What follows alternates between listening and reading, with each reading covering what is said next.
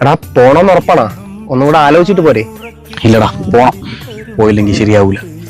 അപ്പൊ നിന്റെ സ്വപ്നങ്ങളും ആഗ്രഹങ്ങളും ഒക്കെ നീ മറന്നാ? സ്വപ്നം ഒന്ന് പോളിയ. പെങ്ങളെ കേട്ടിച്ച് എന്റെ കടം തീർത്തില്ല. അച്ഛനാണെങ്കിൽ ഒട്ടും വയ്യ. ഇനി ഞാൻ സ്വപ്നം പിടിച്ചോണ്ടിരുന്നാലേ എന്റെ വീട് പട്ടിണിയായിപ്പോ. എടാ എല്ലാം ശരിയാവൂടാ, ഒന്നുകൂടെ ആലോചിച്ചിട്ട് പോരെ? ഒന്നും ശരിയാവാനൊന്നും പോണില്ലളിയ. എത്ര നാളായി നമ്മളെല്ലാം ശരിയാവുമെന്നും പറഞ്ഞിങ്ങനെ നടക്കാൻ തുടങ്ങിയിട്ട്. എനിക്കൊരു കാര്യം അറിയാമോ? അകപ്പാടുള്ളത് ആ വീടും പുരയിടമാണ്. അതും കൂടി ഇനി ബാങ്കുകാർ ജപ്തി ചെയ്തുകൊണ്ട് പോയാലേ എന്റെ അച്ഛനമ്മയും കൊണ്ട് റോഡിലോട്ട് ഇറങ്ങേണ്ടി വരും. അതിനേക്കാളും നല്ലല്ലേ ഞാൻ എന്റെ സ്വപ്നം കളഞ്ഞിട്ട് കയറി പോണത്.